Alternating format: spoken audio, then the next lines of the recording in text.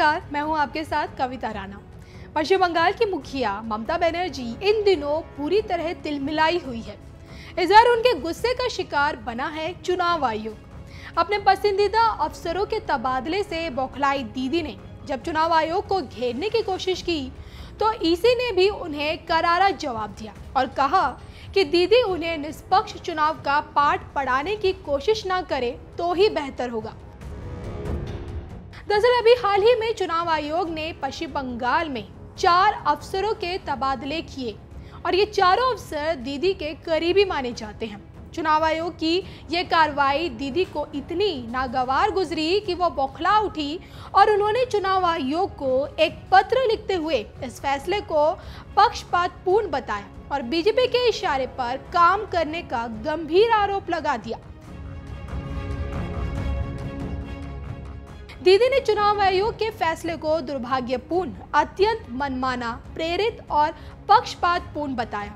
उन्होंने लिखा, मेरी ये दृढ़ सोच है कि भारत में लोकतंत्र बचाने में चुनाव आयोग की निष्पक्ष भूमिका है, लेकिन यह अत्यंत दुर्भाग्यपूर्ण है कि मुझे आज ये पत्र लिखकर चुनाव आयोग की तरफ से जारी 5 अप्रैल 2019 के स्थानांतरण आदेश के खिलाफ विरोध जाहिर करना पड़ रहा है, जिसके जरिए 4 वरिष्ठ अधिकारियों को उनके मौजूदा पदों से हटाया गया।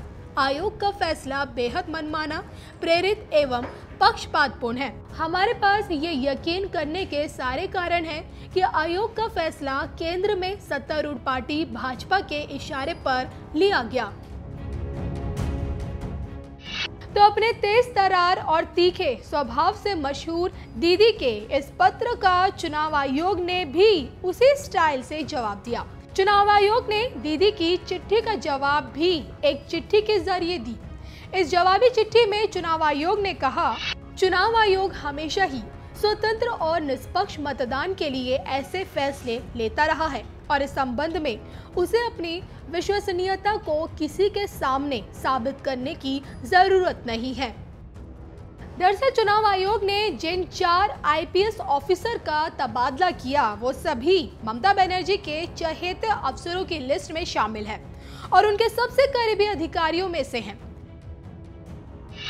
इन अधिकारियों में कोलकाता के पुलिस कमिश्नर अनुज शर्मा, विधाननगर के पुलिस कमिश्नर ज्ञानवंत सिंह और डायमंड हार्बर के एसपी एस सेलमुरुगन और भीरभूम के एसपी श्याम सिंह शामिल हैं। आपको बता दें कि पश्चिम बंगाल में चुनाव के दौरान हिंसक झड़पें और खून खराबा देखने को मिलता है। यहाँ चाहे वामपंथी सरकार रही हो या फिर दीदी की सरकार, बड़े पैमाने पर चुनावी हिंसा देखने को मिली। पिछले साल हुए पंचायत चुनाव में तो 12 लोगों की जान चली गई थी और कई जगहों पर बूथ कैप्चरिंग के मामले भी सामने आए थे और यही वजह है कि इस बार चुनाव आयोग की पश्चिम बंगाल कड़ी नजर में है।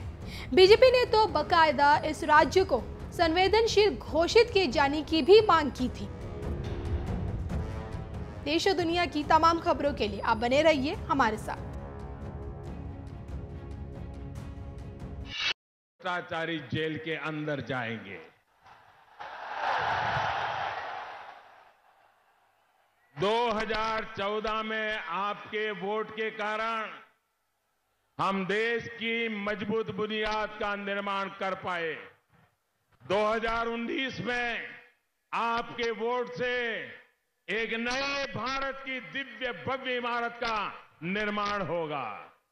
भाइयों और बहनों, स्वामी विवेकानंद ने इस देश के उत्थान के लिए आह्वान किया था, आने वाले सब कुछ भूल जाओ और केवल एक राष्ट्र रूपी इस देवता की सेवा करो। आने वाले 50 वर्षों तक भारत मां को ही अपना आराध्य बना लो। और इस देश ने बनाया, हमारे क्रांतिवीरों ने बनाया, देश के एक एक नागरिक ने बनाया और ठीक 50 वर्ष बाद देश को आजादी मिल गई। आजादी के बाद 50 वर्ष और यदि यही देश स्वामी विवेकानंद के मंत्र पर चल पाया होता तो आज पूरी दुनिया में हिंदुस्तान सबसे आगे होता। मेरी यह भारत माता अपने नियत स्थान पर आरूढ़ होती, लेकिन दुर्भाग्य, इस देश को आजादी मिली पर देश की जनता को इस देश के मूल चिंतन वाली बागडोर न मिली। लोकतंत्र का बुर्खा ओढ़कर परिवार तंत्र देश पर राज करने लगा। देश में 55 साल परिवार तंत्र था। लोकतंत्र की उम्र तो इस देश में मुश्किल से 15-16 साल ही रही है।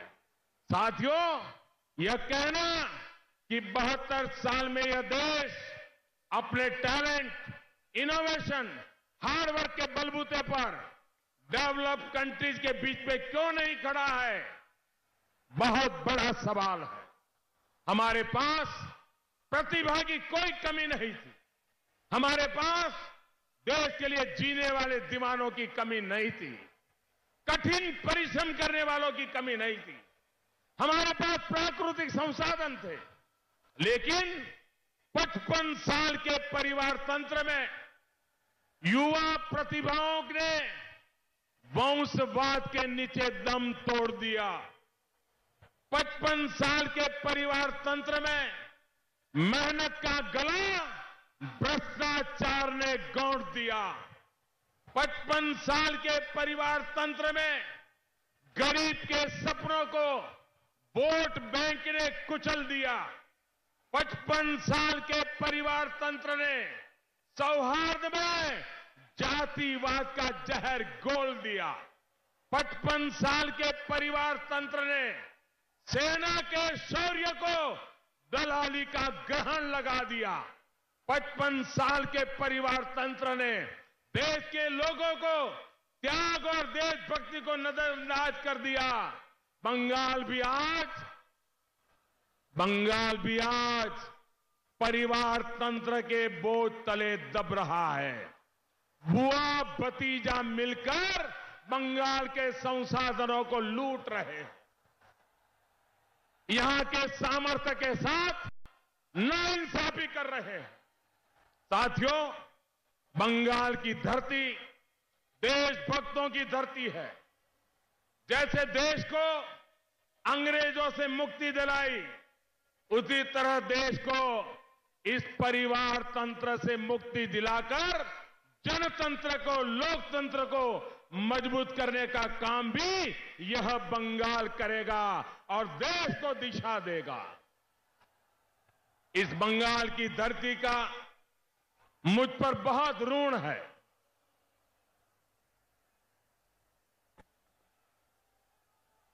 इस बंगाल की धरती का मुझ पर बहुत ऋण है।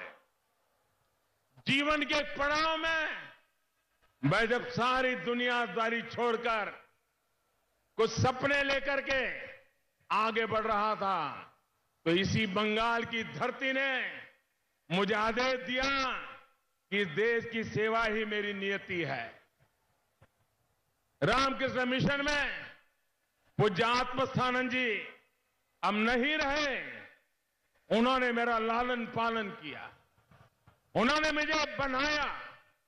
मेरे जीवन को बनाने में उनकी बहुत बड़ी भूमिका रही और उन्हीं के आदेश से मैं फिर से वापिस इस सेवा की दुनिया की ओर चल पड़ा।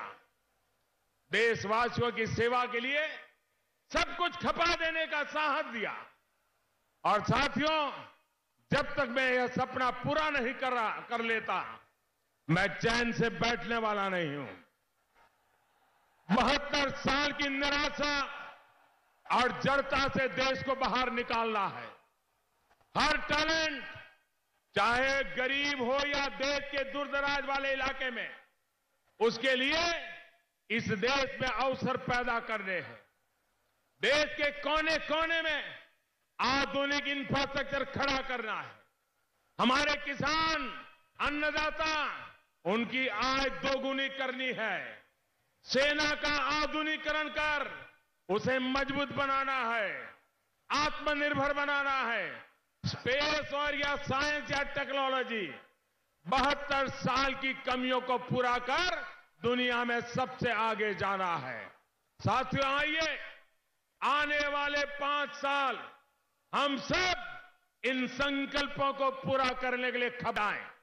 आने वाले 5 साल यही संकल्प दिन रात हमारी रगों में दौड़ते रहे।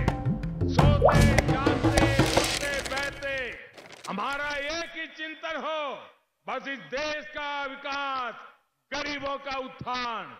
तब जाकर पिछले 72 सालों की भरपाई होगी। तब जाकर मेरे देश के स्वतंत्रता सेनानी हमें माफ कर पाएंगे, उनकी आत्मा को शांति मिल पाएगी। हमें और आपको मिलकर बंगाल की हर महान हस्ती के सपनों की चौकीदारी भी करनी है, उनके सपनों को भी पूरा करना है।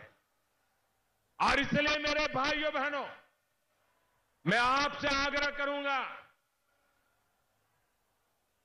ये तृणमूल ने लेप से बम बंदूक का जो कल्चर उधारी लिया है, उसको परास्त करने के लिए मौका है।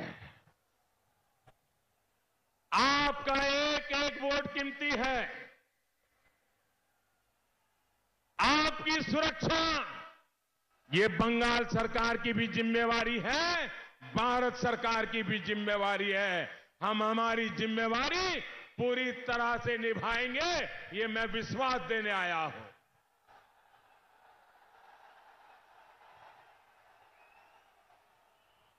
आपका ये चौकीदार आपके सपनों को पूरा करने के लिए प्रतिबद्ध है।